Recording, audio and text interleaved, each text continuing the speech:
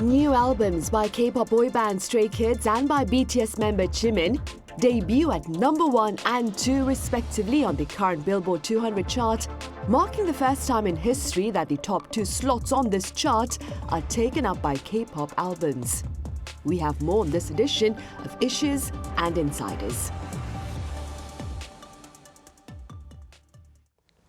Welcome to yet another edition of Issues and Insiders. It's Wednesday afternoon, July 31st here in South Korea. I'm Min Sunhee.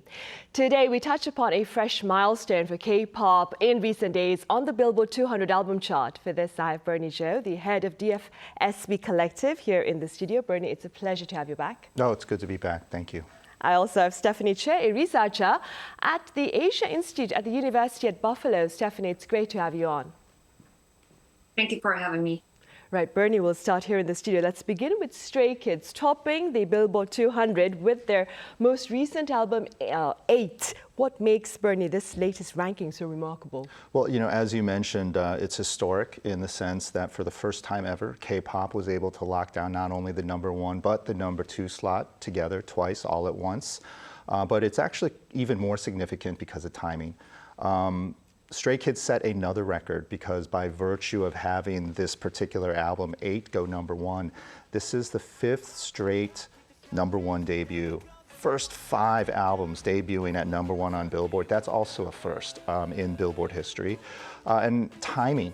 I don't know what the term is when we talk about music artists who happen to get the EGOT, the Emmy, Grammy, Oscar, Tony, or, you know, in sports they have the term GOAT, the greatest of all time. Stray Kids has accomplished something that deserves its own acronym because in addition to having the number 1 album in America at the moment, they are currently appearing on the soundtrack for the number 1 movie in the United States, or frankly right now worldwide.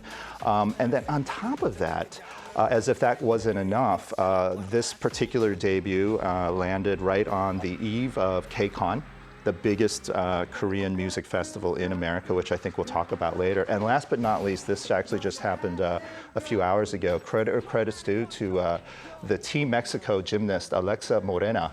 She did her floor routine with a medley, a mix, a mashup of the greatest hits of Stray Kids. So how you get into the Olympics, box office, Billboard all at once. I don't know what the acronym is. It might not be GOAT, but it's definitely a great week for Stray Kids. Right, and staying with Bernie, what Bernie just said, Stephanie, the group took part in the soundtrack of Deadpool and Wolverine, that is, with an original song, I believe, called Splash. Generally speaking, Stephanie, what has been the team synergy, if you will, of collaboration between K-pop and Hollywood movies?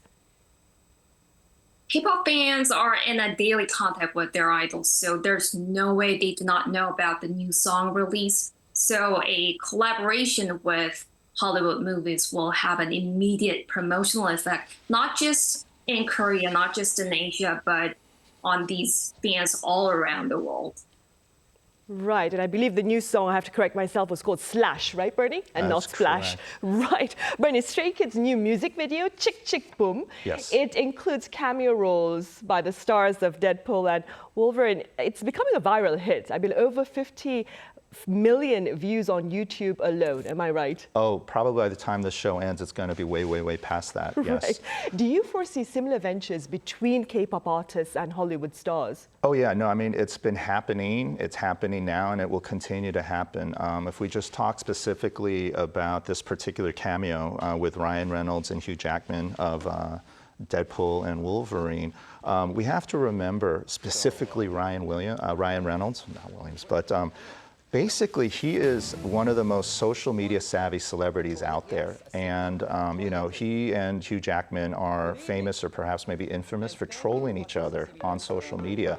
But these are two very intelligent celebrities on how they can reach not only old fans, but new fans. And I know for a lot of industry pundits, the particular marketing and promotional campaign for this particular movie really stands out because it was incredibly unconventional. When Hollywood movies are promoted, usually you got to do the early morning talk shows, the late night talk shows, but a lot of television. This particular movie promotion was really focused and geared actually towards new media, social media, and particularly on YouTube. And so I know a lot of industry people are studying the playbook on how successful this particular movie was promoted, particularly on YouTube, because they did a lot of interviews on really big YouTube shows. So it's no surprise that they went one step further and decided, you know what, why not jump on a music video that we know is going to blow up? And so this definitely, I think, worked to everybody's advantage and favor. And for me, I think one of the most interesting and perhaps maybe understated collaborations, although it might be a little bit accidental, between Hollywood and Hallyu is the wrestler slash actor slash just super nice guy, John Cena. He is kind of sort of responsible for some of the big breakthrough hits in America for K-pop. For one, early on, he was admittedly a very open fan of BTS, and in interviews, unprompted, he would talk about his love for BTS and individual members. And then also there was a viral meme not too long ago with him, and again, I don't think he deliberately did it, but some fan made a meme of him promoting a 50-50 Cupid. And in many ways, if we look at the success of that song, we got to look at John Cena. So I think, look, this collaboration between Hallyu and Hollywood is incredibly healthy because it really crosses over both fan bases and brings everybody together into something new, exciting, and fun. Right. And speaking about BTS and back on the Billboard 200, as you mentioned earlier, BTS member Jimin's solo album, Muse, it hit second place. We touched upon this last week, I believe, Bernie, but for the sake of our viewers who may have missed your very incredibly important insights on the matter, how do you explain BTS's dominance of the music scene, despite the fact that most of its members remain enlisted, that is? Well, I guess I have free license to plagiarize myself in this segment, but look, when people look at BTS and the success, you know, many fans, many critics were worried that if BTS had to go to the army, which they eventually did, that it would somehow have a negative impact on their career trajectory. Now that history is being written as we speak, when we look back, this success in terms of strategy really worked to the point where it feels like it was one step back, two steps forward. Because usually for a lot of K-pop bands, particularly boy bands, if they have to go to the military, that's almost a career kiss of death. They don't know if their fans are going to be waiting for them, and when they do get out, you know, a lot of boy bands never quite recover the level of success they had before. BTS was very exceptional in the sense that they obviously not only wholeheartedly went into the military, their solo careers, while each of the members were rotating in, rotating out, in many ways helped build the brand of the band. And so now I believe that when the band does get back together, because of the enormous success of the solo projects for each and every one of those members, they're going to transition from a pre-military boy band to a post-military supergroup. Right. And moving forward, Stephanie, as Bernie mentioned earlier, a recent K-pop concert over in LA gathered thousands of fans. I'm speaking about the KCON LA 2024. Could you tell us a bit more about that particular event and the response? Sure. KCON LA has been one of the biggest K-pop events in Southern California for more than a decade. It started out from 2012. And it is hosted by Mnet America as a subsidiary of CJENM. And although the concert is the main event, overall it's a convention. So the event also caters hundreds of K-beauty, K-food companies, and other Korean companies, and bring numerous experts for talks and workshops. So if you're a K-pop fan, it's worth it to visit one of these KCON events.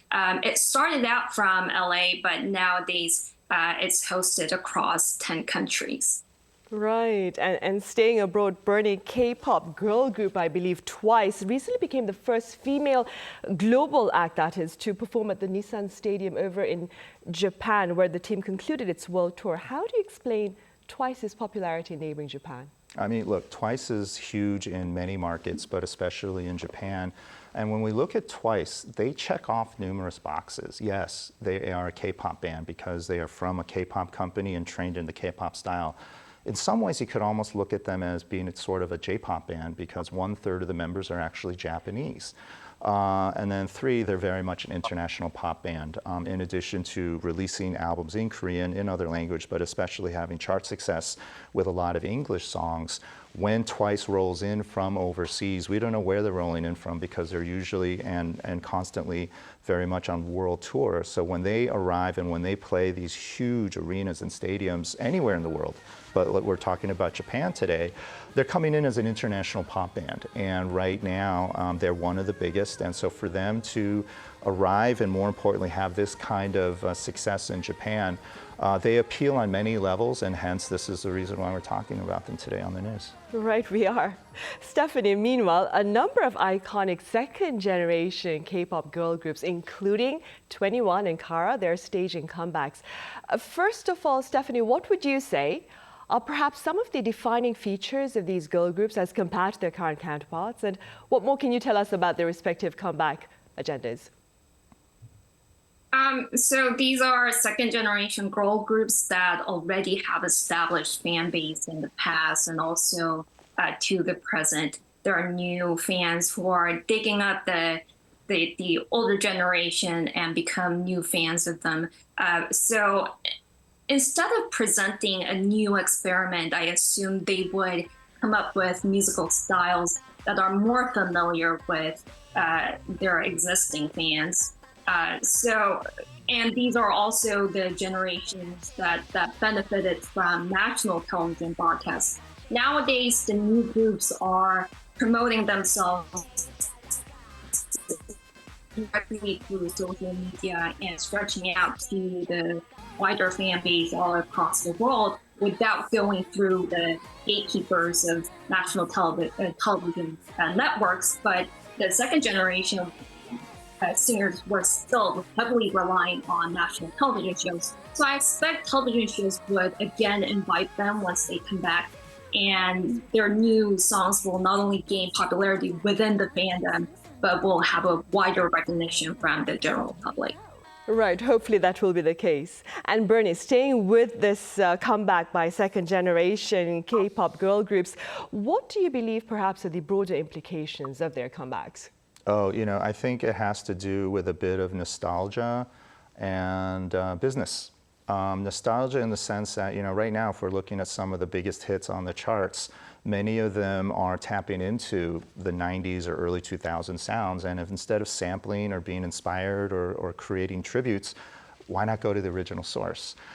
Specific to 21, what I really love about this particular comeback is, each of the women, each of the members of 21 all tried having solo careers with different degrees of success.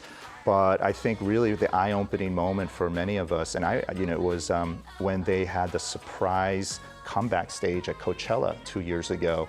This was not just proof of life, proof of live, and more importantly, proof of concept, because the crowd went absolutely nuts, absolutely wild. And these women are veterans. So when you put them on a big stage, they know how to make that huge arena, huge stadium, huge festival field feel like an intimate club.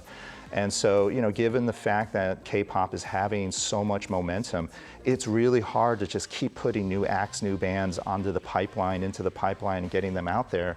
Why not go with tested, tried, and proven talent as well? And I think that it will be interesting because I think that if this particular tour, and I do believe it will do well, you could see more throwback acts also hitting the road. So for me and for others, we're really excited to see them, not just as artists, but more importantly, I think this will provide the K-pop industry a bit more diversity in terms of what you can watch live, not just in Korea, but more importantly outside of Korea. Right. Meanwhile, Stephanie, on a most sobering note, if you will, K-pop album exports fell for the first time, I believe, in a decade during the first half of this year. Do you suppose this is a cause for concern, Stephanie? I don't think so. During the last decade, K-pop had exceptional popularity around the world, mainly benefiting largely from digital technology, social media, and even from the pandemic. During the pandemic, other singers were directly impacted by it. They canceled lots of live shows and were frustrated, whereas K-pop companies immediately transformed it into virtual concerts and had more prosperity during that time. So it's not odd to see the change in the export sales right now. There were lots of group comebacks last year. There were lots of big names coming back last year, whereas this year there were more solo comebacks, solo singers coming back, which would draw a smaller amount of audiences compared to the group comeback. But there are big names, as we've seen from 21 and Kara and other big groups will come back in the fall. So we'll see how it goes. Right. And Bernie, this is also an impromptu question, but I direct the same question to you. What do you suppose is behind perhaps the drop in album exports for the first half of this year? Some pundits have been claiming it's because BTS enlisted. You know what? I don't know what the right or wrong answer is, but what is definite is that right now when we do a deep dive on the numbers of how and more importantly why K-pop albums are charting, it is predominantly because of physical music sales, but specifically compact discs. Compact discs, CDs, are essentially the chart dominance tool that K-pop is essentially utilizing to chart so well. Right now in the US, for the first half of the year, 50% of the top 10 best-selling albums on the Billboard Hot 200 in terms of CDs were K-pop. Now, right now, there's a lot of rumblings in the industry that because K-pop success is so tied into physical CD sales, and a lot of fans are very socially aware and making a bit of maybe a lot of noise about the environmental impact of buying so many CDs, because K-pop fans, they don't usually buy one CD, they buy multiple CDs in order to help the chart success of their favorite artists. And so I think that moving forward, yes, Korean music and Korean music fans will continue to buy, but we're starting to see that consumer power being expressed in other ways. So for instance, K-pop fans, they buy more merchandise than any other music fan. They buy more stuff at concerts than any other music fan, and they buy more physical music, not just CDs, but even cassettes. And so I think that although K-pop fans will continue to spend money, we need to monitor other metrics, but specifically I think when it comes to CDs, the industry is moving towards greener solutions. So what I'm hoping to see is when we talk about physical album sales, it may not be good old-fashioned CDs, it could be different formats, but this is something that is currently innovating within Korea, and hopefully we'll see more of that innovation as it goes outside and exports outside of Korea. To allow for more sustainable practices then. Moving forward, Bernie, and very generally speaking, what are your prospects for the broader K-pop market? You know, I think right now the momentum has been tremendous. It's actually not slowing down as much as some people would like to or assume. It continues to grow. And it's not just K-pop. We're seeing international music as a whole continue to grow. As much as we talk about K-pop, J-pop is having its moment. Afrobeats is super hot, and Latin music continues to grow at an impressive rate. So I think globally, the success of non-English music is going to continue to grow. But I think for K-pop, what's helping is not just the music becoming more global, but the companies becoming more global. So we're seeing not just a combination of more creative collaborations, but commercial collaborations. And so I think the growth of K-pop is not just going to be selling more singles, watching more videos, but more of these collaborations between companies and platforms. And so I think at least in the near future, I can't guess 5 or 10 years, but at least for the next 18 to 24 months, I think that growth will be healthy, but we're going to see it manifest in different ways, shapes, and forms. Right. All right, Bernie, as always, thank you so much for your time and your thoughts today. Thank you. And Stephanie, thank you very much for your insights as well. Thank you. Right, well, that ends this edition of Issues and Insiders. Thank you for watching. See you same time tomorrow.